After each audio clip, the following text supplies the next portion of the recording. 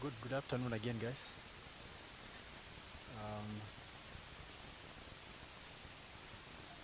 so thanks, Mike, for the introduction. So Peter Thiga. I didn't come alone, so let me ask my wife, Shiko, to probably some of you know her, but it will be good for her to just say one or two things. Then she can join me.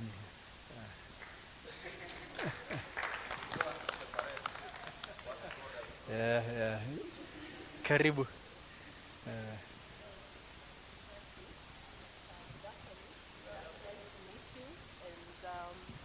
Thank you so much for the intro. I'm just here to support. Yeah, so we've been married, I think this will be, how many years? I don't want to exaggerate. I'm a master, I'll tell you 20 years. 15 will be 15. This will be a 15th year. Yeah, so, and marriage is part of smart investment. I want that to sink in a bit because I think the choices you make there are also very important. So she'll be assisting, she'll be chipping in because I've not done this alone. I intend to not be too theoretical. It would be good if I share something practical, isn't it? Yeah. But even as I share something practical, it doesn't mean one size should fit all. So your circumstances may be different, but I'll try to be as practical as I can be. Yeah, so before we go, or before we start, I want you to meditate on something. When the leadership invited you for this session, I'm sure a few things ran through your mind, isn't it? A lot, eh? Yes. Maybe some of you didn't think much about it, so I want you to take a minute to think about it. And then either note down on your notebook or on your phone, maybe two things that you think you'd want to carry home. What's your sort of expectation? Which part of your life do you think this topic will affect?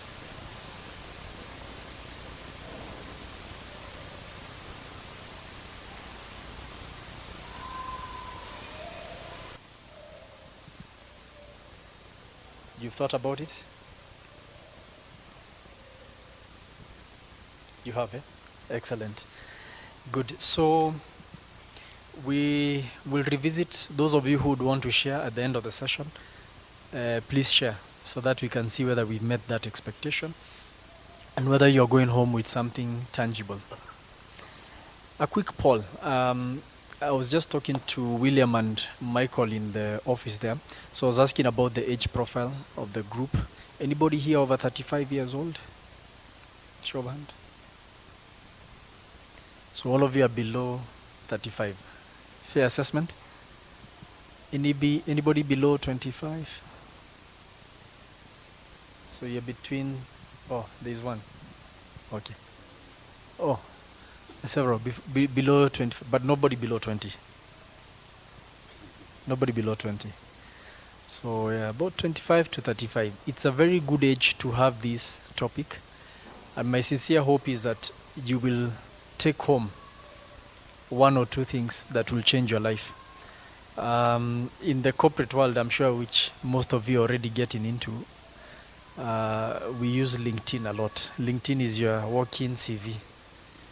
Of course, people are abusing it and starting to turn it into a Facebook of sorts. But LinkedIn was supposed to be this professional website where you basically post things which will be of assistance to you in future in terms of career or business. So I just mentioned the event there, and I said it's always a joy to give back to the young people and to help them make better financial decisions than we did. So that's part of where we'll be coming from together with my wife. There are some decisions obviously that we've made which were not the best. And my sincere hope is that you will not make the same mistakes that we made, having had the opportunity to listen to us and probably in future to listen to other people. So can I get a promise from you that you'll not make the mistakes that I'll talk about? Yes? Your life you'll try. No promises, eh? Smart, eh? Are you a lawyer? Huh? Yeah. So my agenda is broken into 4. I want us to go back to basics before we talk about investments. Oh, it's there. So I want us to go back to basics, because once we get the basics right, we'll be far ahead. Because we could jump into investments and start talking, where do you put your money? But if you don't have your basics already well placed, you will stumble and fall a lot of times. And then we'll talk about the topic, smart investments. I'll give you a few cautions and a few references, and then we'll wrap it up.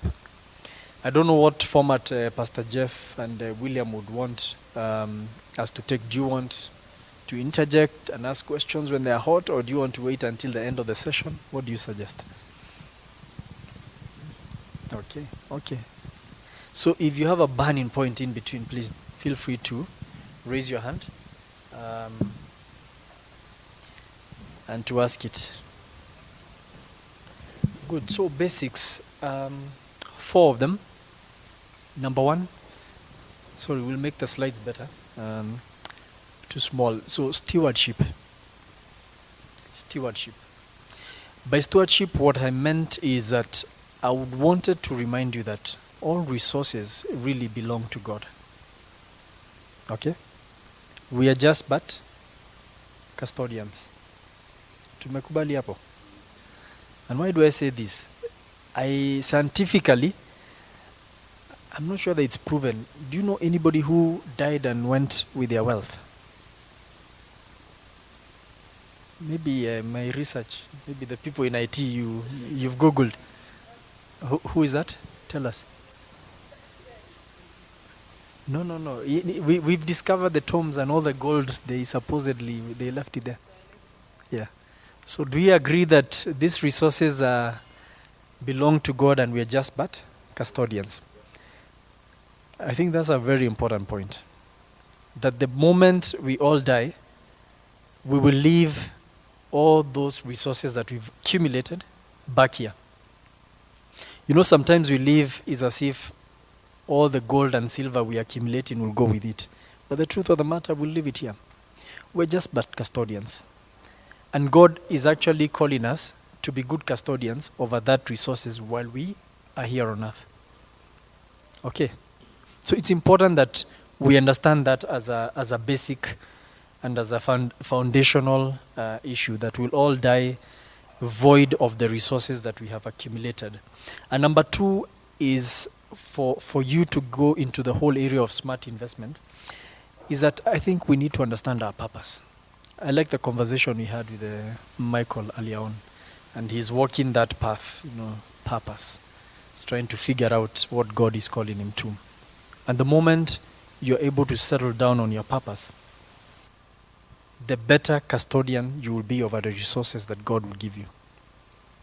The better focus you'll have in life. Okay? The better clarity you will have about this area.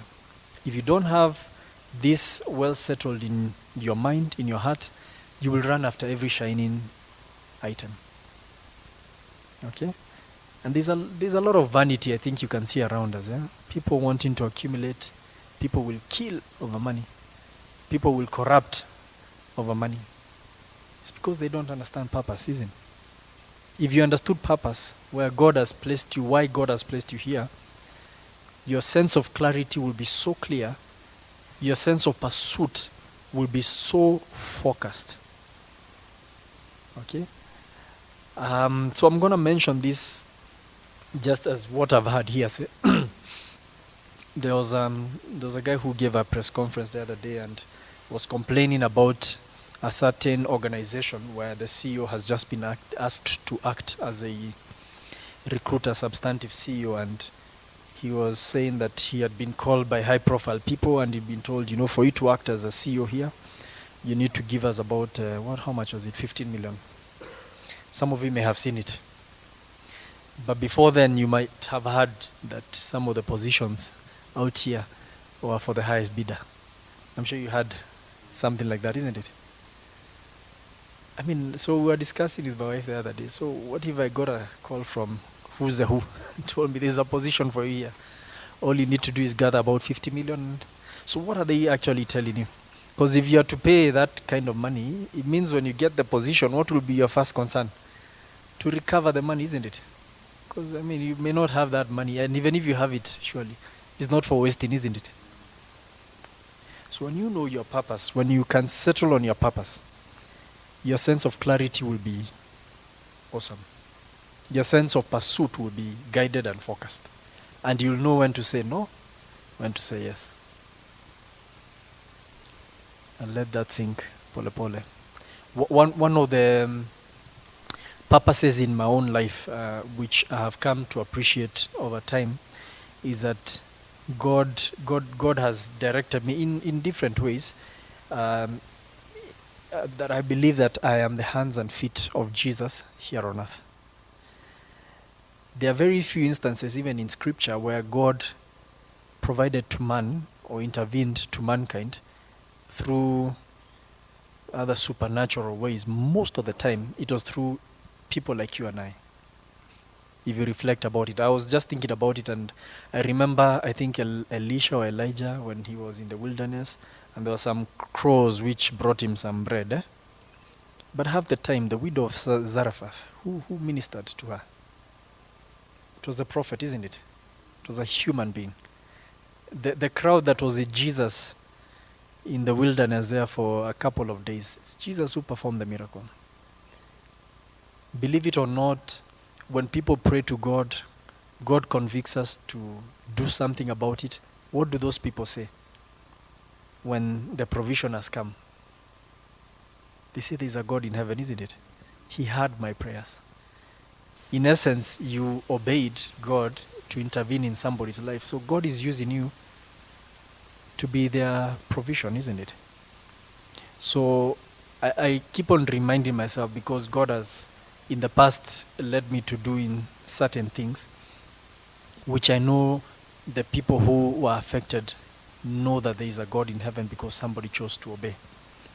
And that's how I choose to look at the resources that God has given me. They're not for self-enrichment and self-fulfillment. They are for His purpose. So He will lead you, and I'll be sharing a bit more of that as we go ahead. So stewardship, you know that these resources don't belong to you. You're just a custodian. And your sense of purpose, where God is calling you, will give you greater clarity and focused pursuit. Number 3 is now coming down to what is around us. For you at this age set, I would want to challenge you. Do you have a plan in place? Do you have a strategy in place? You know what they say about planning. If you don't plan, it's a plan to fail, isn't it?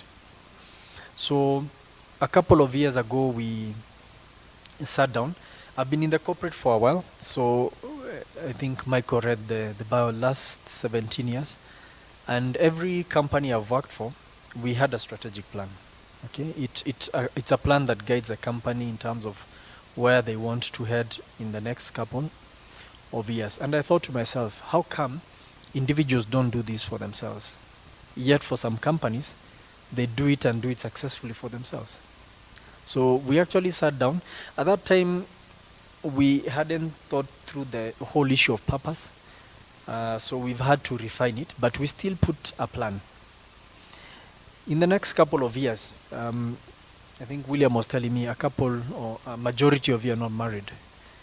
Do we hope to settle in the institution of marriage? Show of hands. What did marriage do to some of you? So, and on and on and on. Marriage is a big thing. Schooling, career, and all that. So I would want to ask you, do you have a plan in place around your life?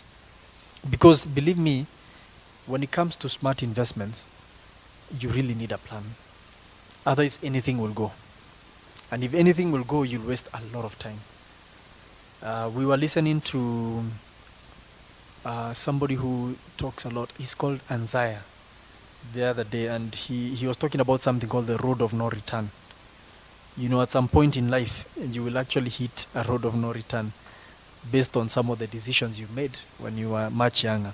So before you hit the road of no return, you need to actually put a plan in place. Where do you see your life in certain time horizons? Where do you see yourself the next 10 years? Where do you see yourself the next 20 years? 30 years? And what will be happening within those age brackets, within those time horizons? What then do you need to do today to facilitate a smoother life then? I think that's a good place to begin. Okay? You may not have control over everything, granted. You may say, I want to get married by this time, but you know, you need a partner to do that, isn't it? So if you're not agreeable, then... But meanwhile, there are a lot of things you can be in control of. Okay? Some of you want to grow in your career. You want to see yourself at a certain level within a certain time. So what do you need to do today or in the next couple of years to get there? It will cost you money most of the time. So you need to start planning early. Okay? So I would want to challenge you, to put down a plan, and don't put it in your mind. Write it down. Okay? It doesn't have to be the most beautiful strategic plan. It could be a few pages of your thoughts put in those time horizons. But put it down. Okay? Put it down and be very deliberate about committing it to God. Are we together? Be very deliberate about committing it to God. This is something that we've observed in our own lives over and over again. Just yesterday, we had a busy Saturday. We pray with the kids every morning as we drop them to school or as we go to whatever events, even as we come to church. We just commit the day to God. The number of days we forget to do that, things just happen. So yesterday was one of those days we didn't pray as we were headed out. And I was supposed to drop one of our daughters somewhere for an event. And you know, when you pray, God directs your path. God directs your path. Believe me. He warns you of things which are ahead. He tells you of things that you need to do or to avoid. So yesterday, because we didn't seek his guidance, so we get to the wrong venue. We are late. So we start reading the messages, making calls. We are told, no, he's not here, he's across town. We start driving across town. Then we find there's a whole marathon which has been put on Saturday. Roads are blocked. Cars at a standstill, so we had to find a place to park, get on a border. We broke a few traffic rules because we had to drive through the people who were doing the marathon and dodge the policemen. Obviously, it wasn't a very good experience even for my daughter. It's like, are we breaking the law? Will we be arrested? We eventually got there, but we meditated later on and said, had we committed this to God, God would have, because there are many times, one of the Sundays I was meant to travel out of the country, and before we left, we made a prayer. And immediately we said amen. God brought to mind that I had left my passport in the house. There are simple things like those that God brings your way. But how many people have left passports? And then when you get to the airport, you can't go. Well, where are you going without a passport? You can't, is it? So this plan that we are talking about, be deliberate about it. Put it down and be deliberate about committing it to God. One of the things that we did when we put down the plan and prayed, God convicted us about one of the things that we put there and said, this particular aspect, it's not in my will. Remove it. We had planned, and this is us. I said one size may not fit all. So you need to have your own experience. I'm just laying those fundamentals. One of the things that we had put in that plan, we are very ambitious. By age 40, age 50, this is the kind of money we want to have made. And God wasn't, yes. In dollars. In dollars, yes. Yeah, in dollars. And that thing didn't seem to sit very well with God. So, I mean, he reminded us, what was point number 1? Do you own any of the resources? Scripture reminds us that he owns cattle on 1,000 hills. It's just a reminder that he is the one who owns those resources. He disburses them to you on need basis and in accordance to his will. Okay? And I know we are usually ambitious, but God reminded us, so what is the deal with setting a money target? So you want to make 40 million, 50 million then? Shouldn't it be guided by the purposes of God in your life? Okay? It could be much more. You could be limiting yourself, but it's never about the money. It's about fulfilling your purpose here on earth, isn't it? When you die, you really want to die with a fulfilled heart that you obeyed and served God in the way he called you. So be deliberate about committing that plan to God. He will probably correct your naivety like he did, or your misguided nature like he did with us. Okay. So I think that's point number 4. So put it down. And I have singled out one of the most important plan that you need to have there. Retirement. As much as God owns the cattle on 1,000 hills, if he still directs us in Proverbs, and that's one of the references I'll give you. He says, look at the ants, you sluggard. I think there's an expectation that you need to work hard, you need to invest, you need to multiply. So one of the things you need to have in mind is your yesteryears. Okay? At that point, you won't be as strong as you are right now. And I think football teaches us big lessons. When you see Ronaldo retiring at 35. In fact, amejaribu, sino? A footballer at 30 is an old man. Can you imagine? It's an old man. You can't compete with a 25-year-old. Yeah? So for your retirement at that point, you will not be able to compete with the people who are your age now. You can't be working hard the rest of your life. So at some point, you will need to decide, will you be dependent on others, or will you be able to cater for your needs even when you cannot actively engage in the economy and in productive activities? So retirement is key for us. And then the last basic is accountability. And accountability can take many forms. You need to be accountable to God, you need to be accountable to others. But my main drive today is be accountable to yourself. We fail a lot on being accountable to ourselves. Okay? Be accountable to yourself. And how do you become accountable to yourself? It surprises me how many people live life without budgeting. You're not being accountable to yourself. Okay? You get your money, you spend it. No plan. I can see the smiles here and there. How many of you have a budget? Okay. How do you live without a budget? The ones who don't have a budget. Yes? Yeah. Once in a while. So, I know you've heard often that you're supposed to live within your means. One of the things I challenge myself, and I'll challenge you, is do better by living below your means. Okay? And I'll explain what that means. If, income has a way of catching up with expenditure has a way of catching up with income. You'll discover, if you haven't already, that every time maybe you get a pay rise in the office, or you get a new gig, if that's what we call them, or a new deal, and you get a bit of more money, there's always an expenditure which wants to catch up with that money. When you don't have a plan for your money, that's the time your friends will come and tell you, oh, there's a road trip to Naivasha. See, you just got a new deal and you got a few extra coins. Why not? Okay? When you get a pay rise, that's when you realize, for the ladies, the 50 pairs of shoes are not enough. You need to add a few more pairs. Yeah.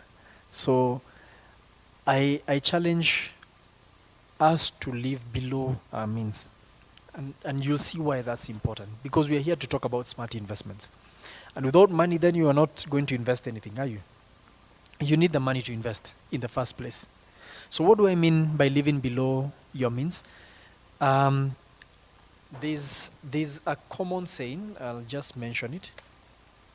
It says, just because you can buy it doesn't mean you can afford it. Okay? Just because you can buy it, it doesn't mean you can afford it. Have you ever seen maybe people who are your contemporaries? Michael, sorry for revealing too much to us. So Michael was saying one of his ambitions was to have bought his own car. Okay? At some point, you'll be able to afford to buy maybe a car if you don't have one already. And you can go for the German type of machines and, whatnot. Because you can buy it. But just because you can buy it, does it mean you can afford it? Not necessarily. Maybe when the maintenance costs and everything starts catching up with you, you realize, hey, this thing, yeah, maybe I could not afford this item in the first place. So if there's one tip I would give you, which I think has helped us, not entirely, but we're still trying to get there. Let me give you a very vivid example. If you can afford to buy a vehicle worth $1 million, Bob, don't buy that vehicle worth $1 million, Bob. Buy one which is worth $500,000, Bob. The day you can afford to buy one worth $2 million, buy one worth $1 million. The day you can afford to buy one worth $7 million, buy one worth $5 million. I think you get the gist, okay? Try to live below your means. It will pay off in a big way because what you're living is called margin of safety and a margin of error, which is very important in life, okay? So try to have a budget for those who don't have a budget. It's a very simple statement to have. Just listing what your income is for the month or for the period and what your key expenses are. And always try to, if you're living below your means, it means you'll always have a surplus on your budget. Okay? It's amazing. I remember when we started working a couple of years ago, it was a struggle to live within the budget. So what would happen? Most of us would be borrowing from other colleagues or from friends. And it can be very annoying. Can you imagine you're borrowing from your friends to survive or for the month? Just because you're not prudent in terms of how you're managing. So end of the month comes and you realize there's an obligation. I need to take a mat, or I need to take an Uber, or I need to pay my rent, or I need to buy. That last 1 week of the month becomes a problem. So you consistently have to borrow to survive. So have a budget in place. And then, of course, you've heard about net worth. And for net worth, again, a whole lesson on its own. But what I would want to focus on as far as net worth is concerned is the issue of debt. Because net worth is like your balance sheet. Your balance sheet is where you put your assets on one side and your liabilities on the other side, and you try balancing them off. Obviously, if you have a negative net worth, it means you've borrowed or you have liabilities more than the assets that you own. Okay? Try to keep it on the positive, meaning you have assets more than the liabilities. And I don't frown about debt because there's both good debt and there's bad debt. You need to be careful about the debt you take. Because at some point you will take debt. And debt is not bad. Debt is not bad. For debt, there's one thing I'll just mention. It took a long time. I mean, I'm in the financial world, but it took me a long time to actually wrap my head around debt. As late as now, there's an issue of debt we are dealing with, which just hit me too late in the day. I was like, what was I thinking as I took this debt? You know of annuity schedules? Okay. An annuity schedule. An annuity schedule, you can find it on Excel. An annuity schedule is a loan schedule. Okay. So if you go to Excel, you can go file new, and then under the new templates, just look for annuity or loan schedule. Okay.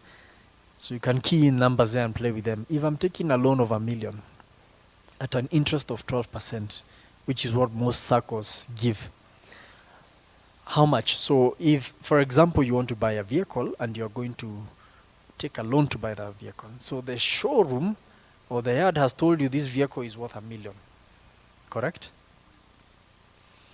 And in your mind, you see, that's how the human mind works. You'll go away thinking that this car is worth 1 million shillings. But is it really worth 1 million shillings? I can see people shaking their heads. So why do you think it's not worth 1 million shillings? Okay, there's the depreciation, yes. The interest you're going to pay on the insurance, and other costs. I think one of the biggest costs that people never think about, especially if you're going to take a loan to purchase an asset or an item, is the cost of debt. Okay, and that's why I'm recommending that annuity schedule, because at the bottom or somewhere there it will tell you this loan of 1 million, after 4 years you'll have paid back 1.4 million. So how much is that car actually costing you? It cost you 1.4 million. Okay, so going back to what I told you earlier on about living below your means, is that those are the figures. By the time you get into any venture, calculate the total cost of that venture and know whether it's within range. A lot of times, and people make these mistakes, you go out buying things, and one of the mistakes we did is that we got into a sort of a project, and part of the financing of that project was debt. But we hadn't sat down to actually consider the cost of that debt. So when we consider the cost of that debt, it totally wipes out the benefits coming from that project. So for example, you want to start a business, okay? So you want to set up a shop.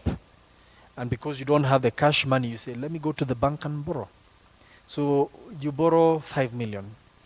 Maybe the bank will charge you 13%.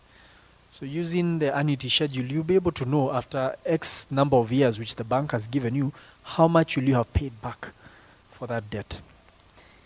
You need to factor it into the business that you are putting your money into, isn't it? Okay. So if, for example, the business that you're putting your money into, you hoped to make 1 million, and then you find out that the interest you're paying back to the bank is 2 million, does that business make sense? It doesn't. Okay. So I think the cost of debt is important, and debt, there's good debt and bad debt. Obviously, I would discourage bad debt, and bad debt is not the accounting bad debt, but bad loans or bad facilities are consumption-based facilities.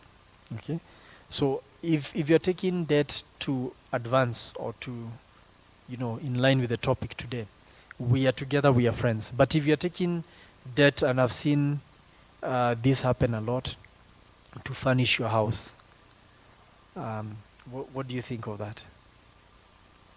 I remember part of this, I train a lot on financial management, and one of the companies we are training, one of the person asked this very seriously. I mean, this is something that is disturbing a lot of the young people. What about this debt to pay dowry? And not just to pay dowry, to plan the wedding.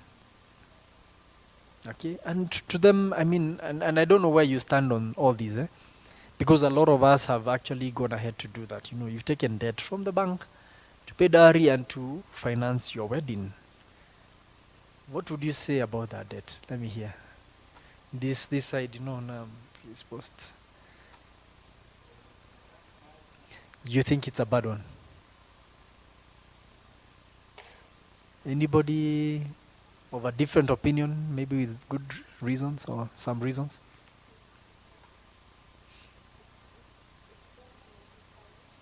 Mm-hmm.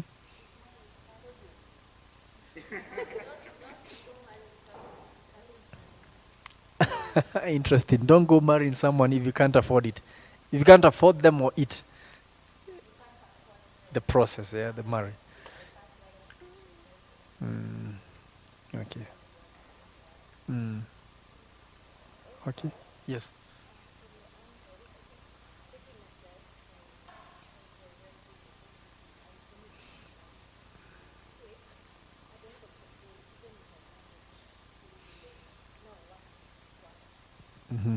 So your first agenda in the marriage is to pay back debt. Yeah. Any other thinking? You know, you are right there, you guys. As 15 years ago, hiyo maneno tumemaliza.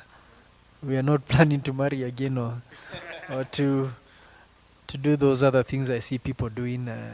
Okay, that's not top of my mind. I don't know that Shiko wants to spend another 4-5 million to renew the vows or something like that. So anyway, it's a thorny issue. But I'll just take you back to the other foundational elements that we've talked about. One of them being accountability and living below your means. Even that is one of the things that you need to consider. What is your means?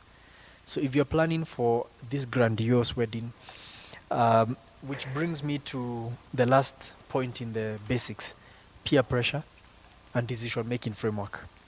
So one of the things that I would ask you is to create a decision-making framework to help understand why you're making the decisions you're making. So why is it that you want to take a loan to finance that wedding? What do you want to achieve? Does it mean if you had 10 people in the room that will not be a wedding? Or that will not constitute a wedding or... Okay? So I'm not giving you an answer to it.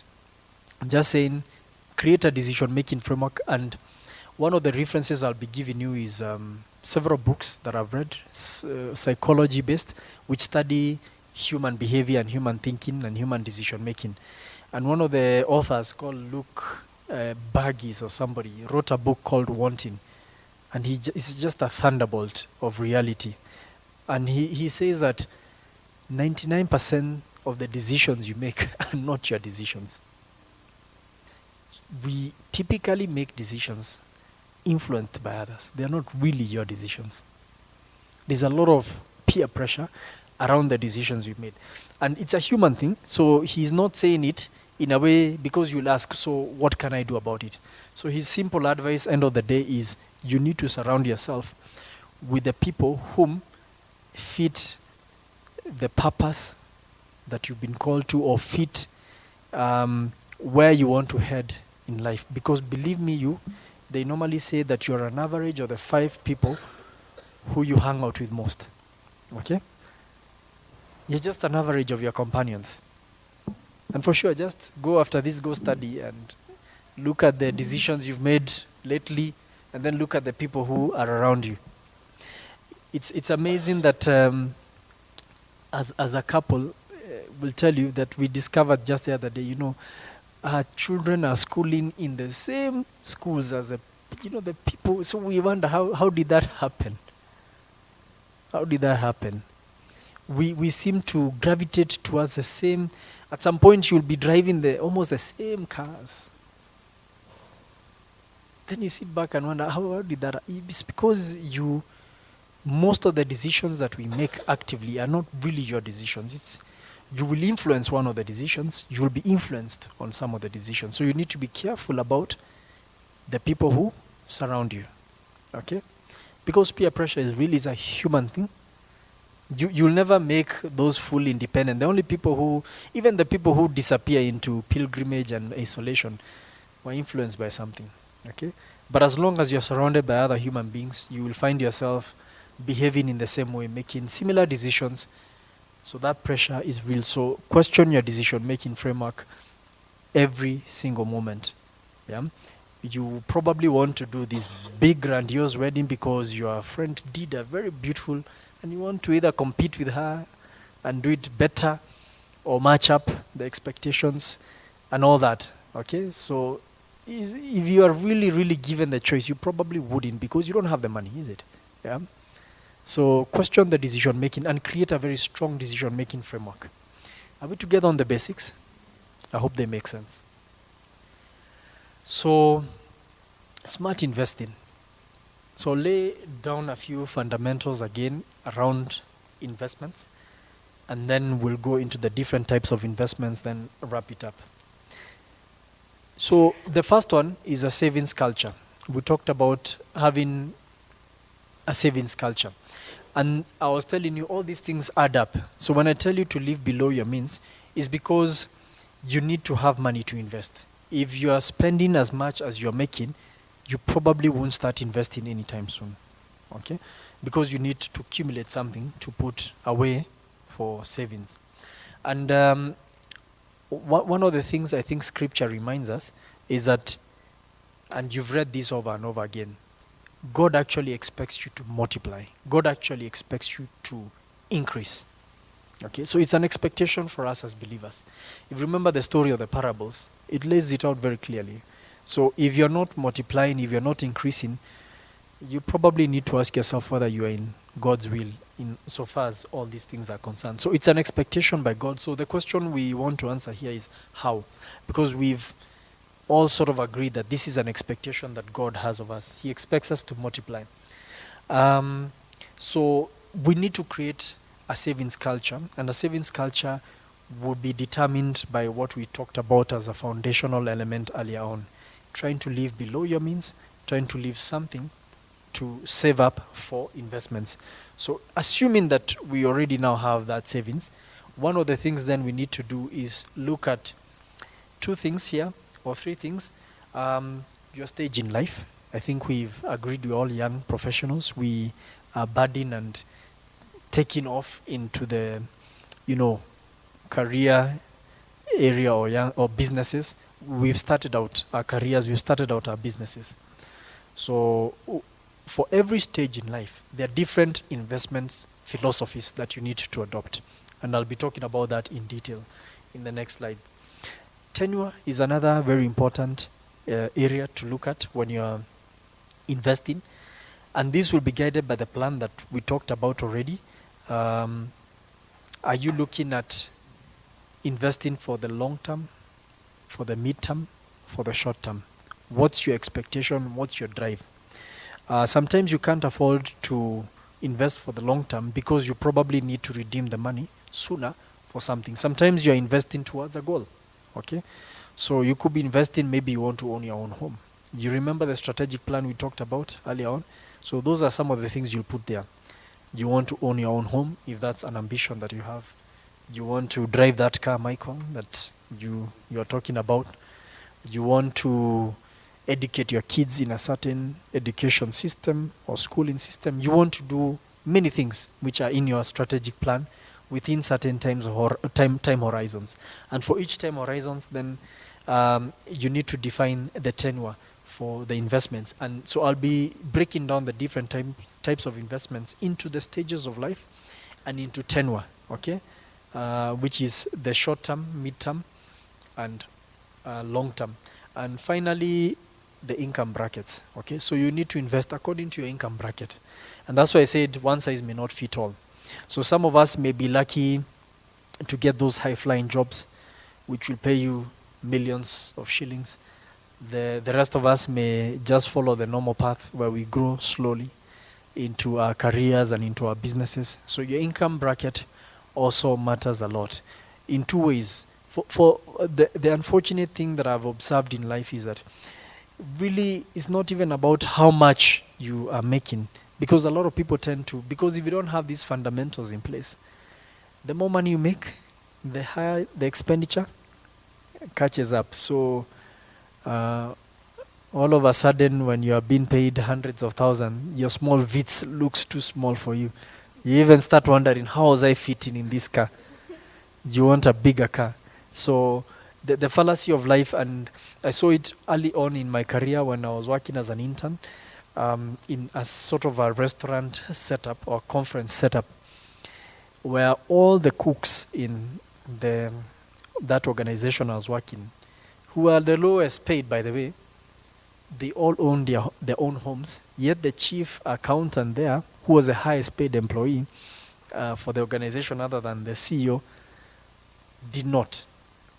But he was living a sort of a flashy life, very nice car, very nice home. But yet these people who are the lowest paid had saved up so hard and were living in their own homes. Okay?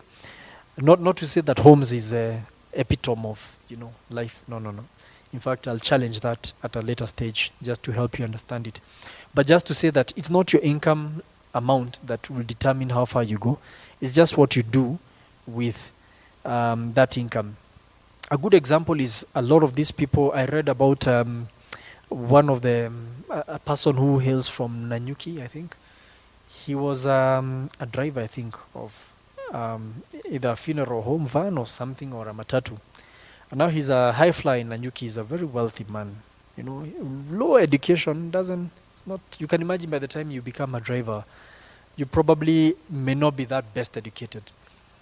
Yet there are many other people who are in these high offices earning lots of money, but don't make as much in life. Different choices, okay? So it's not really about the quantum of money, it's just what you do with the little you have. Well, ashamed even at myself, I worked for Faulu Kenya, as we've read in the bio. Faulu Kenya is a microfinance bank.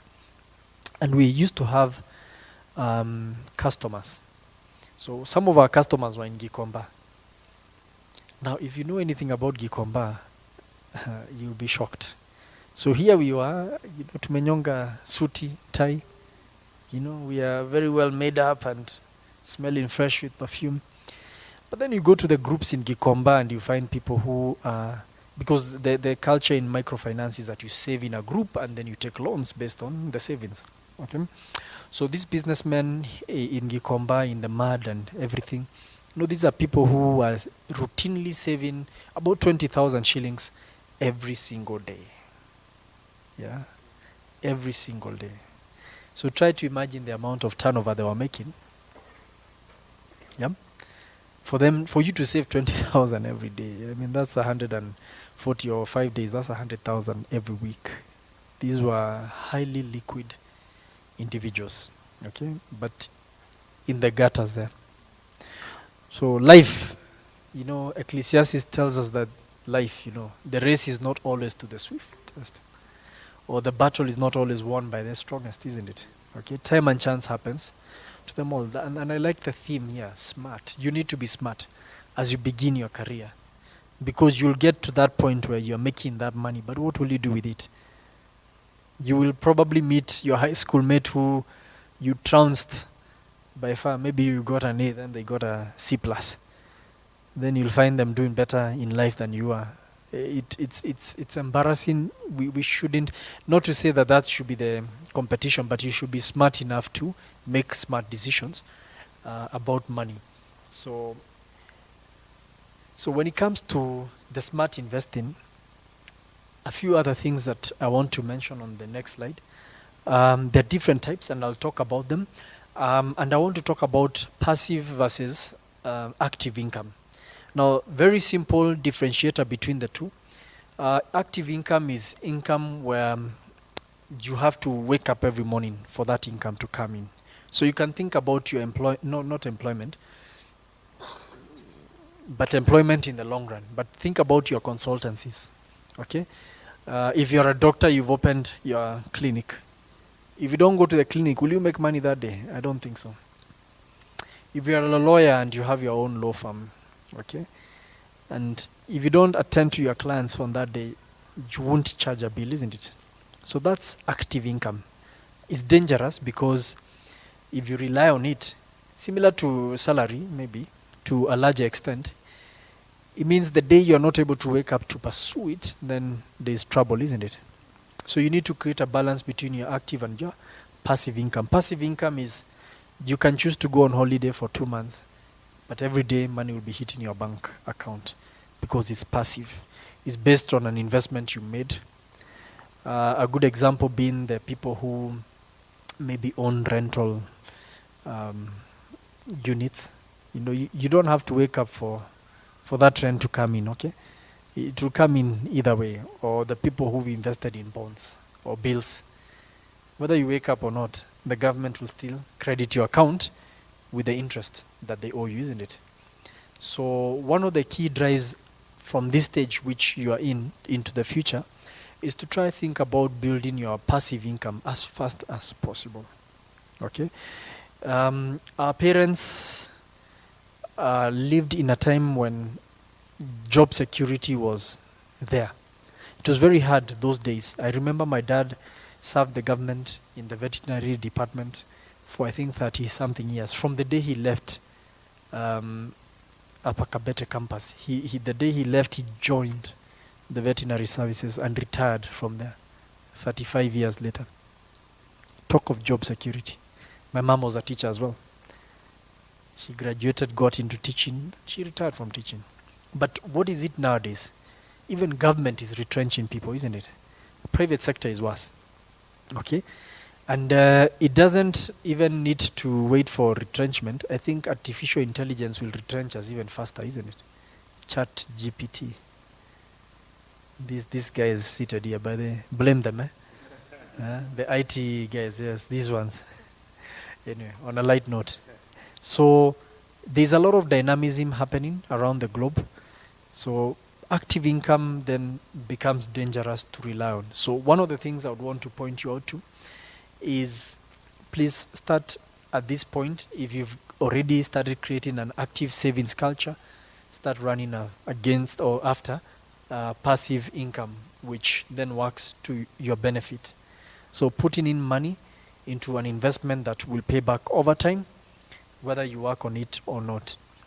The other one, I'll talk about pros and cons later on, but compounding. One of the books I want to recommend to your reading is a book called Psychology of Money.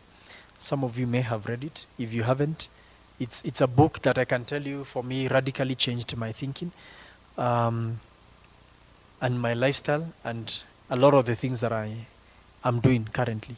Psychology of Money, Morgan Housel. So one of the things he emphasizes over and over again is the compound effect of not just money, but time. Okay? So he challenges us that for you to make real wealth out there, you need to stay the long haul. So you can't afford to jump from one thing to another too often. Okay? Okay, you can afford to start many things, but whatever you've started, you need to stick to. His theory is actually reinforced by another author called Malcolm Gladwell. For those of you who've heard of Malcolm Gladwell talks about tipping point. Okay, he's written a book called Tipping Point, and I really like, that was one of my very early books to read back in the day. So Tipping Point, Malcolm argues that for you to become an expert in anything, you need 10,000 hours of practice minimum. And he gives examples after examples. I found a quote the other day and I posted it on my WhatsApp. I was saying, somebody was telling me, overnight success. Have you ever heard of overnight success? You've met somebody and say, hey, this is overnight success. So saying overnight success takes a minimum of about 10 to 15 years. Overnight success. You know what overnight means, eh? You imagine that when you meet somebody, they are successful overnight. Like they slept yesterday and woke up as superstars. It has taken them 10 to 15 years. Okay? Compounding effect. So he gives examples of the Beatles band as an example. If nobody had done a research on them, you'd imagine that they had overnight success. Even Bill Gates himself, you'd imagine he woke up what he was. But no. So the Beatles, for example, is a band from the UK, and he studied them, and he says for a long time they would play almost every night of the week in different pubs in UK. Okay? Every night of the week. They had a full-time job, so they would work during the day. At night, they are in that lounge, tomorrow in another lounge. So what happened after 10 years, the person on the bass guitar, the person on the drums, the person on the lead guitar became so good, they could play it with their eyes closed. And then they became an overnight success. Okay? But can you see the amount of time and effort they had spent to get where they are?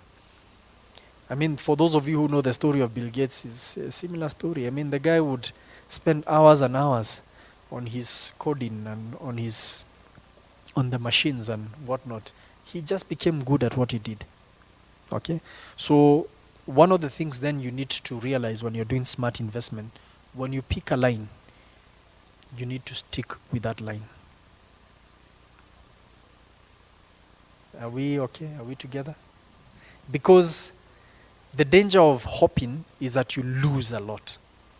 So this season we are just from the COVID season. I just was talking to a sister of mine who's in business.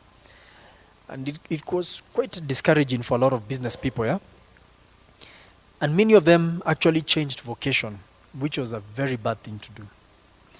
But it's amazing. She was just telling me how, COVID hit her hard. She even had to close the shop. She's in the boutique business. She went online, and at some point she was giving up. But the danger of quitting, imagine if she said, let me quit this business and begin baking cakes. What happens then? Where does she begin? Does she begin here or does she begin here? She goes back to basics, to zero. And the business that she's letting go of, she was already at a very high level. She knows how to operate that business even during COVID season. Okay? So that's the mistake a lot of people make in terms of changing vocations too often. Of course, Morgan gives an example. If you feel that a certain vocation that you are pursuing is not part of your life calling, is not in your heart, then you need to make that decision quicker and very radically. So if you started as a programmer and then at some point you're seeing, no, this programming thing is not mine, make a radical decision too, so that you don't spend a lot of time in it. You jump into something that you really can stay the next 30 years on that one thing. Because the magic starts happening down the road. Are we together? The magic starts happening where? Down the road. Okay? And it takes time. So he gives example. Of course, this is with the American context in mind. People like Warren Buffett, who has stuck to his trade for God knows how many years. And the magic happening for him is that time. Because he has learned so much, he can make an investment decision in a twinkle of an eye. He looks at something and he knows whether it's good or bad instantly. But that's because of years of experience. In fact, one of the examples he gives is that at a certain party, a certain person met another person and told them, just meeting, it's like the way I've walked into the room, I see you. I say, Michael, you need to go to the hospital now. And of course, there's an argument, but Michael goes. And for sure, if Michael had delayed a few more hours, he was a dead man walking. So this was a cardiologist who had operated so many heart patients that by looking at your face, he can tell the onset of a heart attack. Are you seeing that?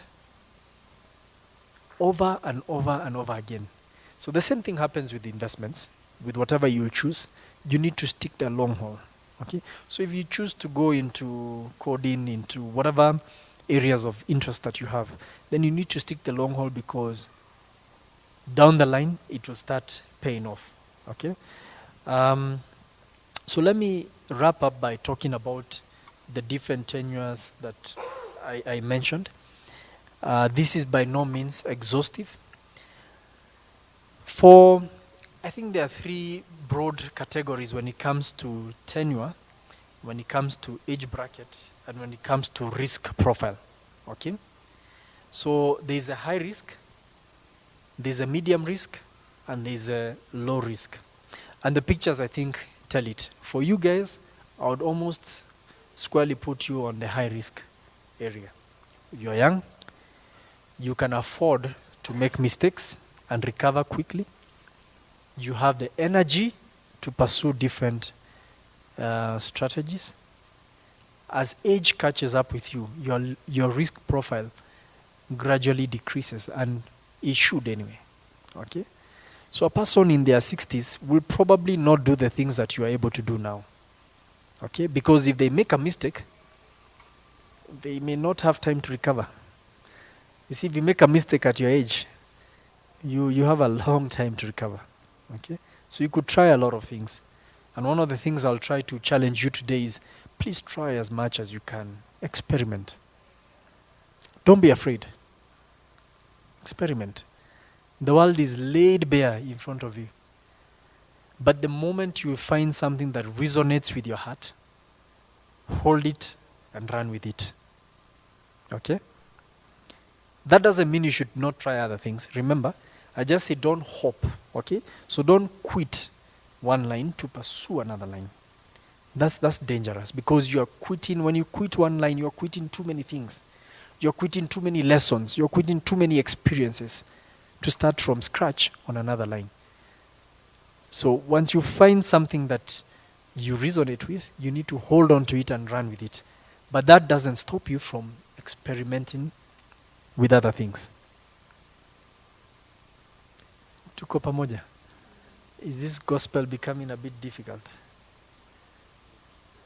Yeah? Yeah, so at high risk, you could try real estate. Remember, that will also be determined by the income bracket that we talked about earlier, because real estate is also high capital. You could try businesses. And at the bottom there, I have also added hobbies, because you could pursue, I've seen a lot of people pursuing their hobbies. And in this day and age, they do make sense. My neighbor loves baking. She started as a hobby. She runs a big baking company as we talk. Big baking company. It's called Hope Cakes. She's done it now for, I think, 13 or 15 years. It's a hobby. She loves it. She could stay up the whole night to bake cakes. Okay? So pursue your hobbies. Turn them into business. This is a moment you can do it. Not when you're 50 years old. Okay? If it's singing, if it's social media, you name it. One of the most risky businesses, Forex. Seen a lot of people getting into that. Burn your fingers, but I mean, you have the risk appetite to do it and to learn it. Okay?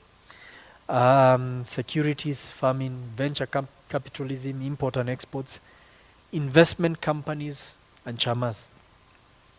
Okay? So we were just evaluating. When we were a bit younger, back in the day, we had a lot of these investment companies and groups and chamas. It was good to try them then. Not all of them work. Some of them really work in the end analysis, depending on the governance structure and leadership that you put into them. But later on, like I'm in a high school group, and this is the time they want to begin an investment company. People I haven't met for the last 20 years. I don't know. You know, my fundamentals tell me no, there's something wrong. I can't begin investing with somebody I don't know. Okay? One of them may be up to no good. They'll swindle us. Okay? So this is the time, because this is the time you're also forming those friendships. Okay? This is the time you're forming those groups. So you can actually afford to get into those investment companies and chamas and all that. So high risk ventures, high returns as well. Medium risks, I mean, employment falls there. We've already talked about the possibility of retrenchment, losing your job. So not a very good area to rely on. You could begin your consultancy. Some of you want to begin your companies. Okay, it's a medium risk area. The insurance that people take, you could take them now. You can afford. You know, education policies, health policies, whatever policies that you can get into. Shares is also another one, which is both high risk and medium risk. A friend of mine has gotten into endorsements and copyrights. It will become a big thing this part of the world. It is a big thing in other parts of the world. So he's written a few books and he owns copyright to those books. So he's hoping that one of these days a publisher will come and tell him, you know, we want to buy your the rights to this copyright. Because some of them are, you know, children short stories, and others are books which can be used in high school and all that. Okay? He's invested time and energy on it and copyrighted them. Some of you may be good in social media, so it could be used in endorsements. Okay? Exploit it. You can. As long as it's on the moral side, isn't it? Yes. See, that's not a line we want to. Yeah? As long as it's on the moral side. Speculation in land, circle shares. And my own experience is that maybe I'm an old timer. We are old timers, but we've tended to benefit a lot in SACCOs. I don't know why the younger generation doesn't fancy SACCOs for one reason or another, because SACCOs have cheap credit, for once, cheaper than the banks. They also pay part of the best returns in the market in terms of whatever deposits you have with them. But it's an option. The totally low risk end of that line is government papers. For a long time, government papers have been known as the risk-free papers, meaning there's a 100% guarantee that when you invest with government, you will be paid your investment back and you'll be paid your interest back. Of course, Ghana has been a shocker in the region because they sort of defaulted on government papers or repriced them. We're hoping Kenya won't go that direction. I think the only other example was Greece a couple of years ago when the economy collapsed. But the probability of that is usually low. Government papers are usually risk-free, but it's a low-risk venture, okay?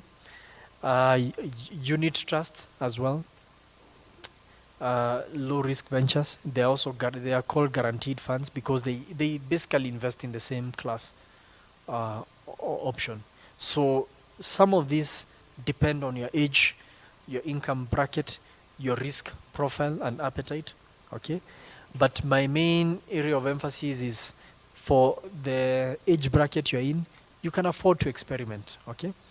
Having said that, I'm not asking you to make bad decisions on your money because it will come back to bite. And for you to, maybe to the next slide, so that I wrap it up and you don't make bad decisions. Number one, if it's too good to be true, perhaps it's not true. Think twice. My age set, we had a lot of people investing in pyramid schemes back in the day. You guys didn't find them, did you? You didn't find them, no. This is more than 10 years ago. Maybe watch your parents do that, yeah? No, but you haven't. Have you ventured into them? I think the latest one, the very youngest one is Quail, the Quail business. But before the Quail business, there were other companies called Desi. There were so many pyramid schemes, like 10 years ago. Actually almost 15 years ago, okay?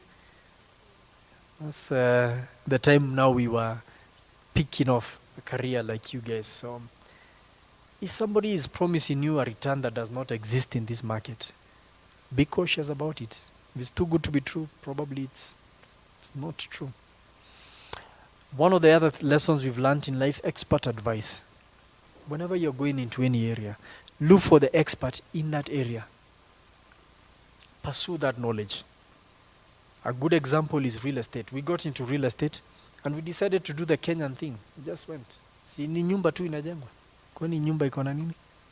Si ni kuwekelea mawe na simiti. My goodness, haven't we learned the hard way? Yeah? So seek expert advice. So if you're going to go maybe into real estate, for example, you need to talk to all the experts in that area. The quantity surveyors, the architects, the engineers, the contractors, even the suppliers. You need to know everything it is about what you're going to put your money into. And that's one of the things that many people fail in. And that's why we are making too many losses. That's why you get into pyramid schemes. Because you remember the peer item we talked about earlier on? Most of the decisions we make, are they your decisions? No, you're making them because somebody else made them, okay? Michael alinunua Quails. He's doing very well. So you also buy. Please seek expert advice. Get to know everything there is to know about where you're going to put your money before you put your money. Okay? And that's closely related to the other 2 points in terms of research and also taking time. Okay? So taking time to let the smoke fade away, because most of these things are fads. You know, they come and go. So take your time before being the first to market or the first to invest to clearly see what it is that people are seeing that you're not seeing. And if it's not based on good research, then don't do it. You're most likely going to burn your fingers. You could be the lucky one. Like for pyramid schemes, if you're going to get into one anyway, and this is on the side, I hope it's not on camera, be the first one in, first one out.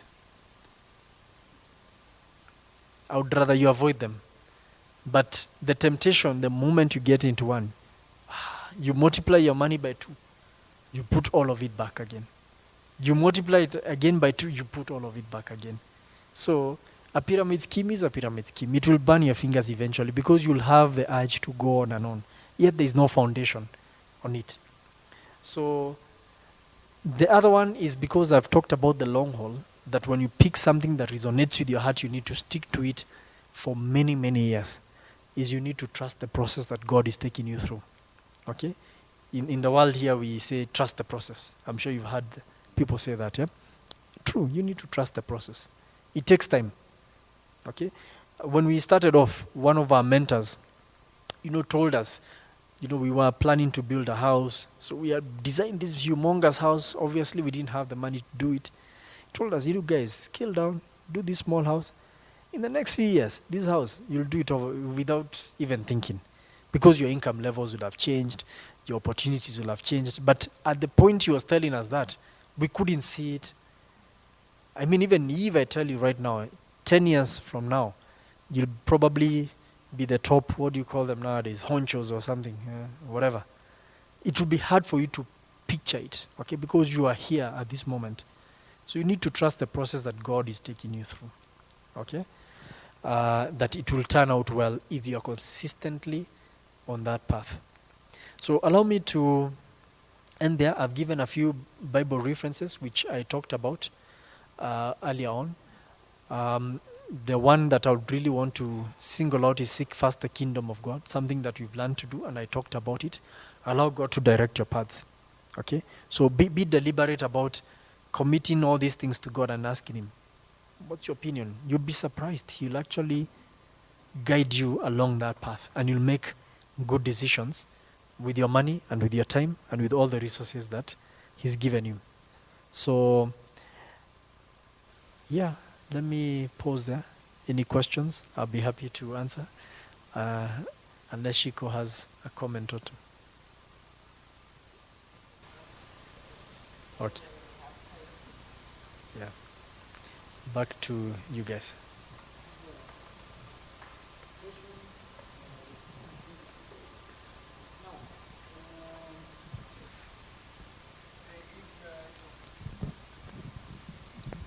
Yes. There is a school of thought that, it was just probably some random piece of advice from a very, how do I put them?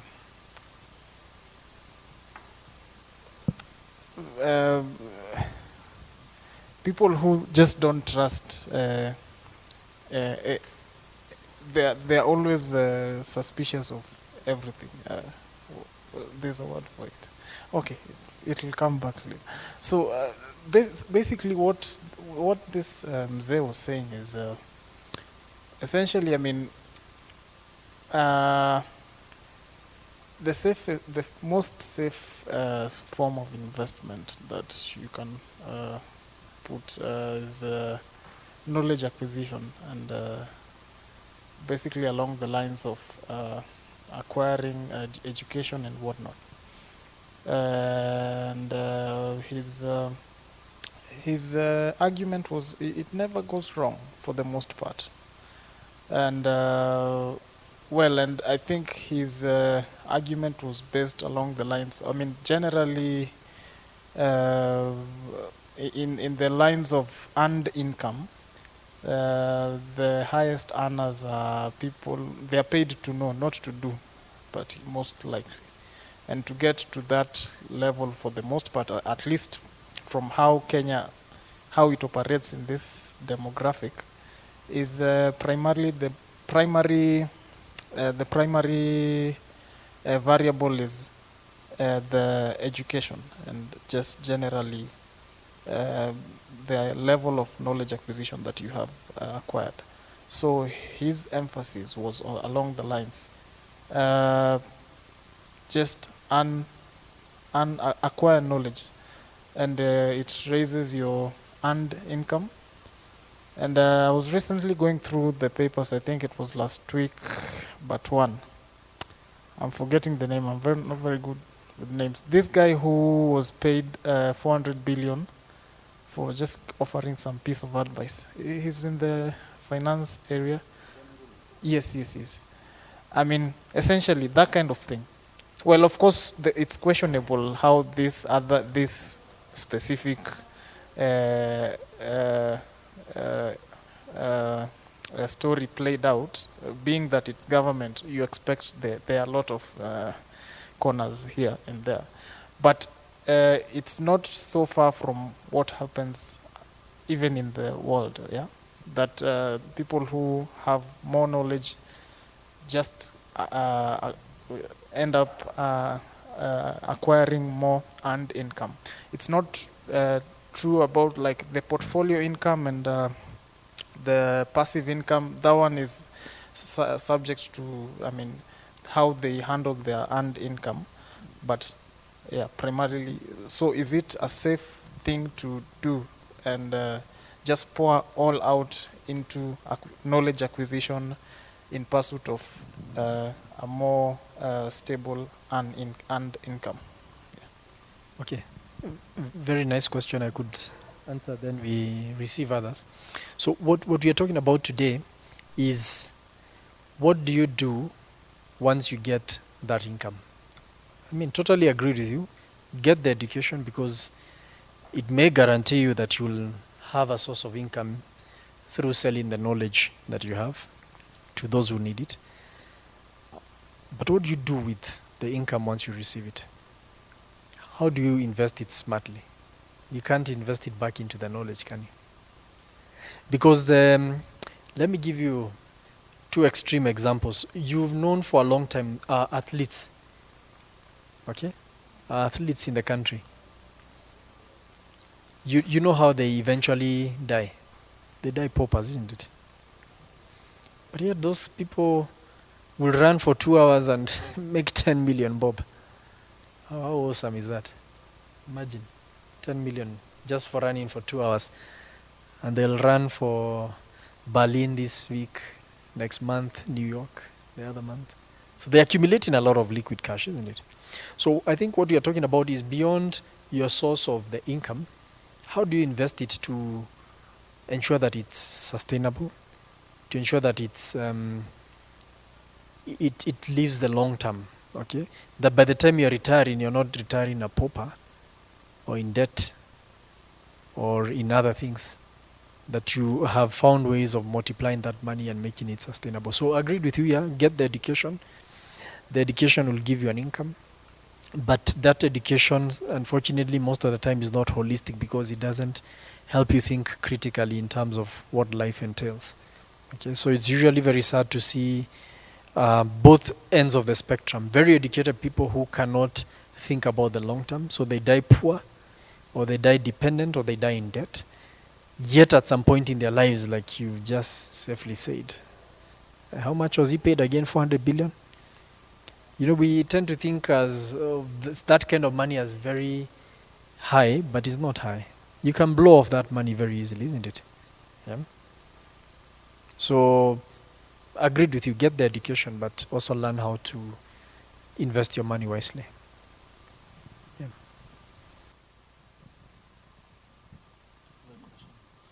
As Fred asked, My question would be, so we live in a society whereby we are really, it's really drilled in us to chase after money. How do you draw the line so that you don't spend the rest of your life always chasing after money? Because I see even the richest of people are still, having sleepless nights over money. Yeah. Does someone want to answer him? Don't let me down. I'm sure you are listening. I think it has to do with purpose. You find your purpose. Then once you live in your purpose, So it's one of the basic things. You know what you're looking forward to, you know the direction, and you know what you need to achieve. So, and also your plan, you look at your long-term plans. You only work towards your plan. You can't get everything and work beyond. And yeah. Any other addition? Something? Sorry, I would like to ask. Oh, before you ask, Oh. you ask, Additions are- you remember we talked? I Yeah. think I've always had this idea or perception or way of thinking that say today, if I land onto like very small cash, just like 50M today, I'm out of this city, I'm going mashambani, I'm just going to chill, you know. I haven't landed onto 50 million, so I wouldn't know how it that hunger just multiplies all together, and I want now 100, and I want. But right now, I think I would. I think my way of thinking is the inverse. I get that amount, I'm out of here. I'm going to chill and just graze cows and plant rice. Yeah. Yes. So we I think maybe before you joined in, we laid the foundation and the basics before we got into the money issue. And I think William has already mentioned two of them. But the first one was about stewardship. And we said, have you ever heard of any one of those you've mentioned who left this life with that money? Probably not. When you die, you're going to leave everything behind. So we are basically stewards of God's resources.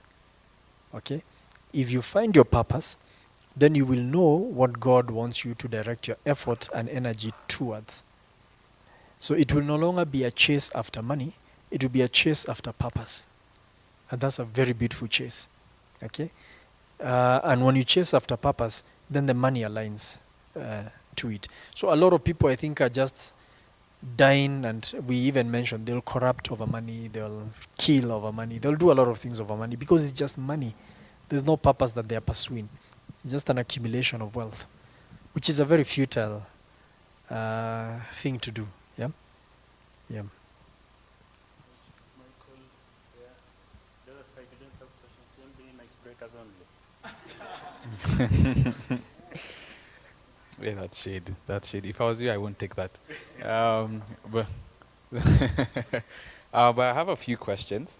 I don't know whether we'll go through them all. But we went through debt, right? And you said good debt and bad debt. Now, for you as an individual, as well as you as now a couple, how do you define good and bad debt?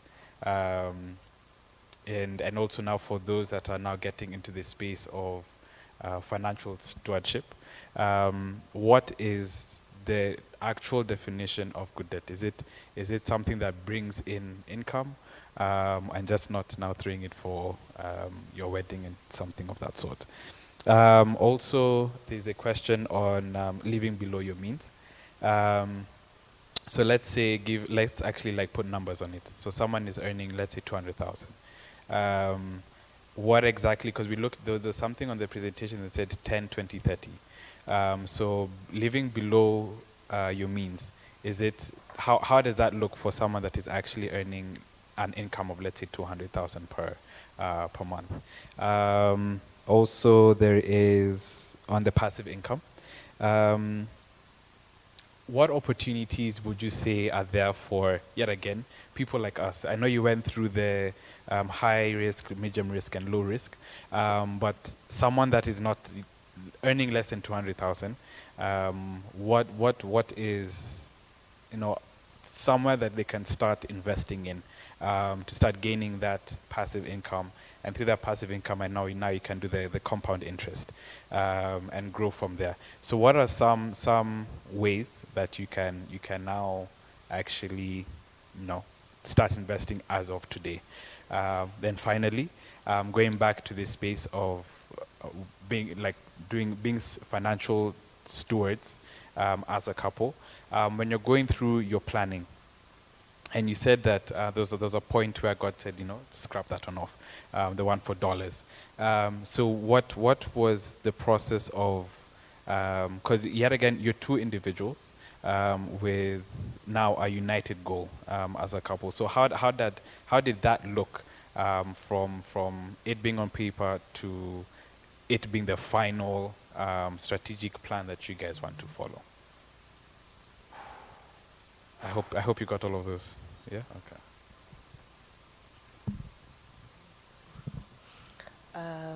So I don't know how I'll ask my question, but I would like to ask how sorry, which is the best way to learn to be disciplined on savings? Because now I'll say I'm earning 10,000 and I normally save 1,000. Ikifika hiyo mwisho ya mwezi nipate 10,000 10, nasema acha nitaweka next month, and then by the end of the day you've not saved anything. Which is the best way to learn to be disciplined to save that money? I don't know. Umenielewa? Yeah.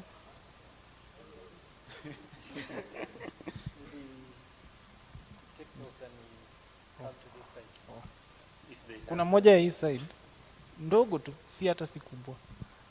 Now this ninio about like debt. Is it a God endorsed principle? I know there are a number of like sightings from the world, which we could borrow from, like say, the parable of the people who are given coins, the one who was given one, and they were going to use them and bring returns to the master. But is it like, does it have very succinct like backing of God? Is it a godly, like debt? I don't know. I don't like debt, that's why. But it follows me. A question here. Okay, we know in marriages, one of the main causes of divorce is money. So a couple, each an individual has got a different goal.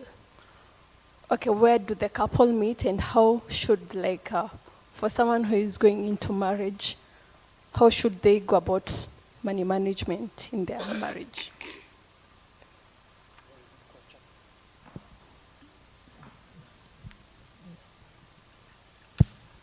And just to add on to her question, she was asking about the discipline to save. And now, what's the best way to save? Is it just putting your money in a bank, going to a circle and then you have friends, the way you say the people in Gikomba used to do, the chamas?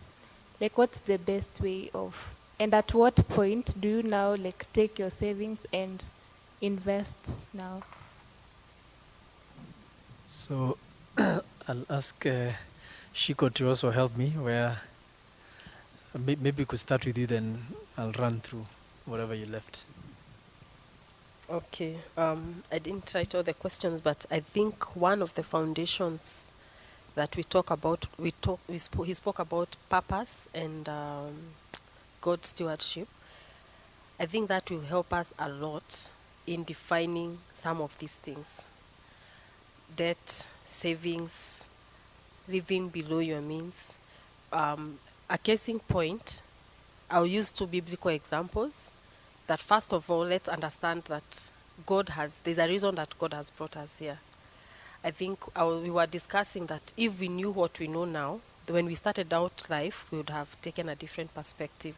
Because you notice there's a way society has made us believe about money. Like you need to get the best education, get the best job, and then get the most, biggest house, biggest car. You're always moving to the next best neighborhood. There's that rat race. So there are two kingdoms, excuse me, two kingdoms in play. I think if you know that first and define where are you coming from, it will help you a bit, because when you try to mix both, then you get caught up in those. That they have the kingdom and the devil is the ruler of this world. There is the money and you can't serve God and you can't serve money. So it sounds a bit basic, it sounds a bit far-fetched, but it's at the core of what you're pursuing. So if you're in the kingdom of God then and you have a purpose, there's a way you will be led to even wait. Because some of this saving, it's self-control, it's a culture you're trying to build. Because now in this generation you want instant things. You don't want to save for anything, you want it now. So all those are godly values that somehow you have to inculcate. While on the other side, we have the worldly system of getting the best.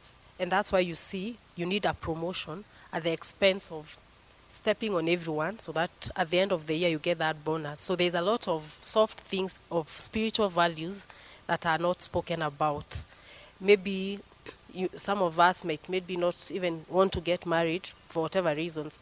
But that doesn't mean that you should not have goals, financial, because God could choose you as a custodian of a family or a child that you need to take care of eventually, or even your parents. So when we first really are sound and solid on where we are at, then it becomes easier to make because no one tells you when you get a job that you'll see these things playing out in the marketplace, the cutthroat competition at the workplace, wanting to dress the best, wanting to buy the latest. They are all things that are selling up these things. So, so there's what I would want to share is also in the smart investments, we know that time is money. So there are some investments that you can make that will never give you peace, because there are some projects you even get about.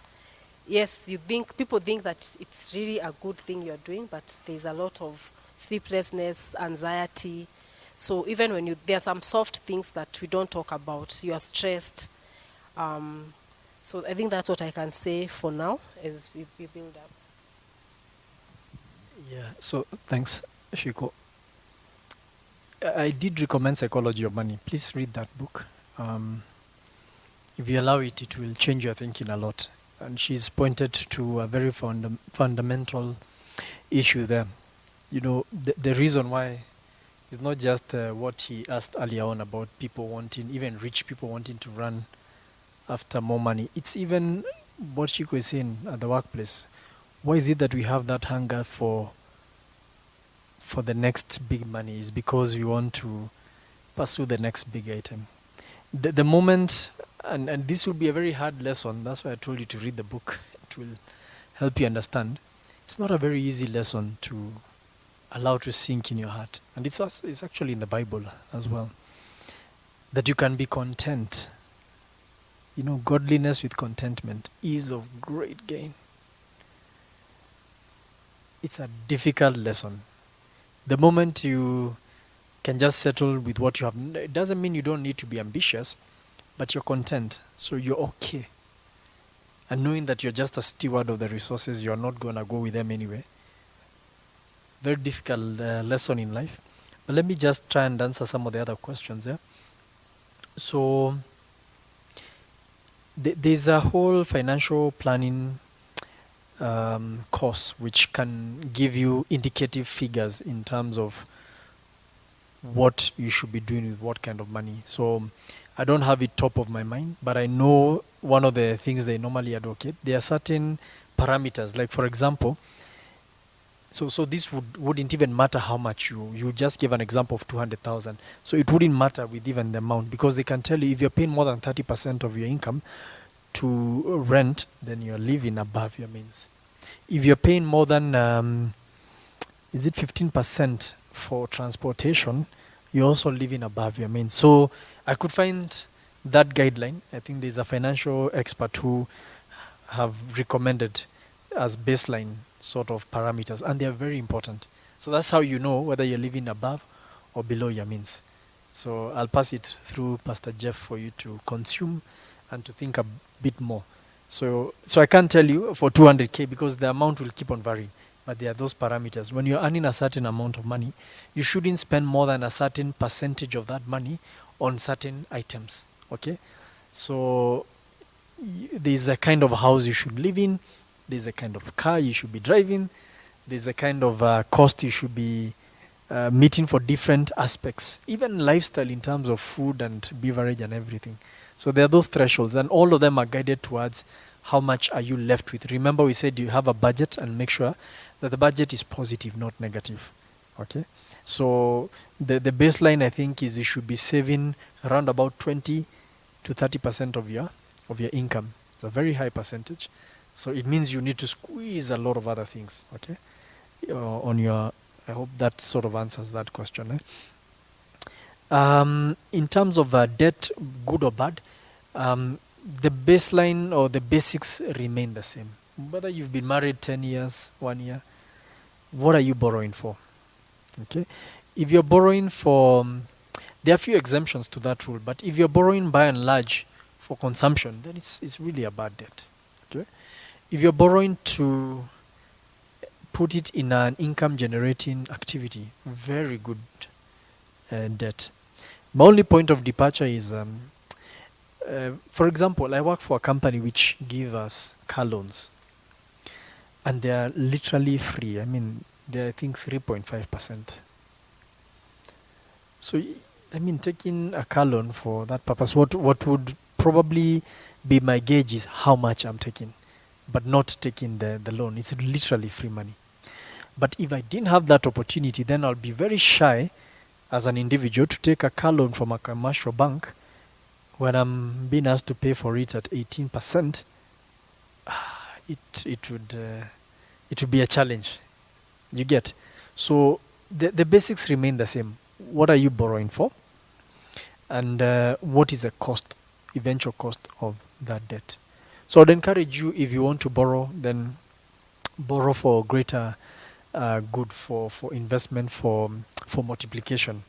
Which brings me to the question about the godly basis of debt. Remember, Proverbs reminds us, I don't think the Bible condemns debt, but you are reminded that the borrower is a slave. To who? To the lender. Okay? That's something you should always remember. So you are not probably discouraged from borrowing, but remember, every time you borrow, the Bible views you as a slave to the lender. So in essence, what I think Scripture tries to do is discourage debt. Okay? As much as possible, you then should avoid debt. Okay?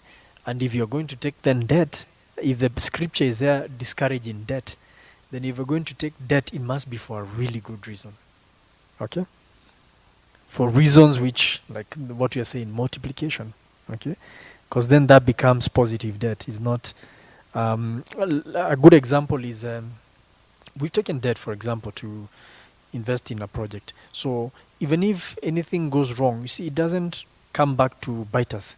These are tangible asset that the borrower or the bank can attach. Okay? So the danger of debt is that, when debt can come back to bite you, and you've seen this happens often, maybe you've not seen it. People are mortgaged, or people are not mortgaged, auctioned. I used to work in microfinance, is a serious business. That's why I wouldn't want to go back work there, because we would have collateral in what we call chattel mortgages. Chattel mortgages is household items. You actually mortgage your household items to get debt from microfinance, including the mabati on your roof. And we would recover the mabati on your roof. We just come with the order from the chief. We just said what we want to do. So one morning early, before you wake up, you hear people on your roof taking the mabati, and then they go with your cow in the village. So those are chattel mortgages. So you can imagine, if you're taking debt for not a reasonable purpose, you would imagine why Scripture would discourage debt. So the godly basis of debt for me would be that. Avoid debt at all cost. If you can't, then make sure it's good debt. Okay? That doesn't come back to bite or to embarrass you, because you're a child of the kingdom. It's very embarrassing for a child of the kingdom to be auctioned, isn't it? Yeah. So I think that's what I would say about scripture and the basis. And in terms of passive income options, to begin with, there's I think money market funds, which we've talked about. A lot of the insurance company run money market funds. So CIC, Britam, and they're always in the paper. And you can see in the Business Daily how much each of their funds is returning. We belong to, I think, one, and we are just about to get into another one. There's Zimela, and there's CIC Unit Trust. So for many years, we've invested with Zimela. So to again try and answer the question you asked is, and the one you asked, so we just put a standing order. You know, you can put a standing order on your account so that when the money comes on the day of the salary, if your salary comes on 25th, so on 26th, it's taken directly to. So it's a good landing place because most of the unit trusts, the money market funds, give between 9 and 10% return. It's better than putting in your bank account, which you know you will not earn any interest on that bank account. So for low-hanging fruits will be those, the unit trust, as you accumulate money for something bigger. And yeah, so in terms of couple goals, you talked about couple goals. Translating them from paper into action or from action into paper, which one was it? Actual implementation. So our plans were, I think, 30 years. We developed that plan in 2014. 2014, it means how many years have passed? About 9 years. So what we do every year, we formulate annual plans based on those plans. So we go back to that strategy and say, because it's broken down like a corporate strategy, year 1 all the way to year 30, what needs to be done. So we go back and it helps us formulate the goals for that particular year. So we translate that into different milestone areas, you know, key goals. It could be the key children, it could be career, it could be a service to community and church. So we always reference to that plan to make the plans for the year, which will help us implement. And so far, so good. It has gone very well for us. And then being deliberate, like I told you, to commit it to God, for Him to guide even the annual steps. Okay, He'll keep on guiding us and telling us what to focus on. So I think discipline on saving, very difficult. As long as you have loose money in your account, you will spend it. Yeah. So why don't you try and set up a standing order so that if you're able to actually do it at source, at the salary, the better. So for a long term, what I have done, it may not be the best, but for long term, what we've done as a couple, every time there's an increment in income, every time there's a salary raise or anything like that, at some point I would, because we have plans, we know what we wanted to do. Like if you're working towards real estate, you know at some point you'll need to buy land, isn't it? Then at some point you'll need to start investing in that land and all that. So perpetually, I would always increase my savings into the circle because it's also easy to access it. Okay, so every time it comes 5,000, 10,000, you just add, because the moment it hits my account, that's when I'll remember I need to take my family for dinner every month. Yeah, so savings becomes very difficult. So try, and discipline is not a very easy thing for all of us as human beings. So you could try and cut it at source, set a standing order to your either money market fund at CIC or wherever, or to your SACCO or to any other place that you want to save. Don't tempt yourself, because you will fail. So that answers the question that both of you asked.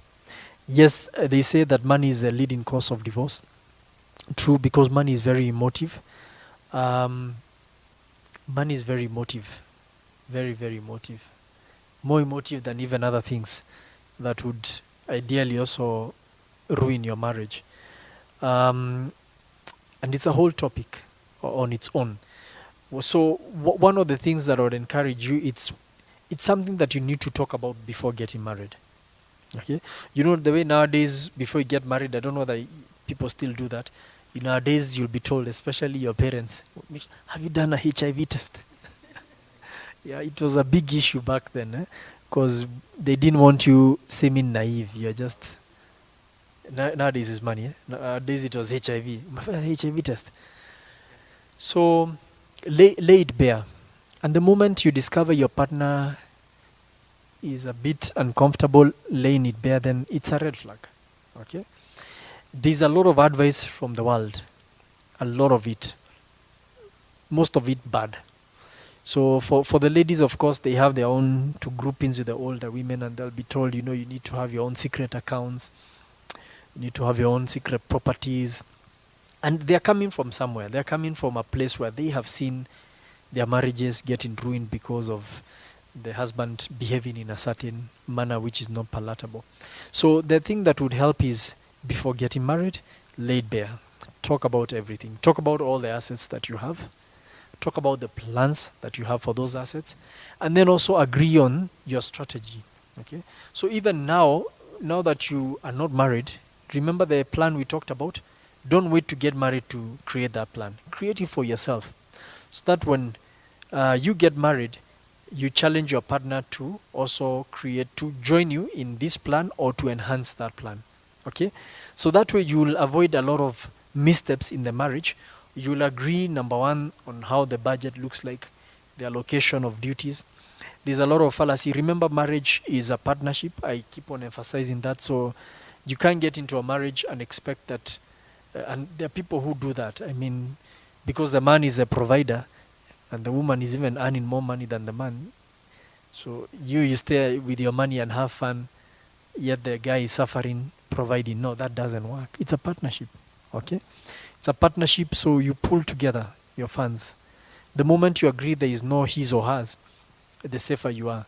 What we've traditionally done, which many of the older folk frown on, we make our investments in a joint manner, and there's a reason why we do that. A story for another day. Shiko lost her dad a long time ago, and it became hell on earth for her mom to try and inherit some of the properties. But when the properties are already in joint custody, then nobody can come to interfere with those properties. Okay, it's not his property or her property. So if you're going to do things in a marriage setting, if it's your money pulling together, then do it jointly. Okay, so that it's easier even for transition in the future. Okay, but the most important is, I think, to talk about it. Everything, preempt. In fact, we were remarking with Shiko. Fortunately, a few more guys have joined. When we were beginning, we only had, I think, 2 guys. So we were saying this is how the boy child gets left behind.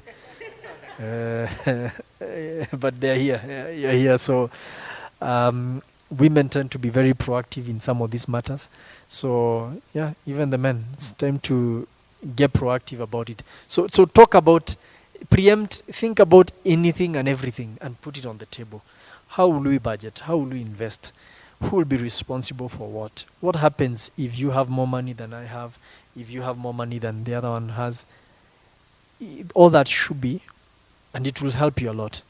But a lot of people, why people are breaking up is because they never talk about it. So when the rubber meets the road, it's bad.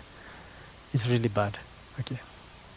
Maybe to add on the couple one, they say that most people would marry someone else because of money. As in, I don't know how to put it, that some people, after they have gone through the drama, some people say they wouldn't marry the same person, and then that's sad.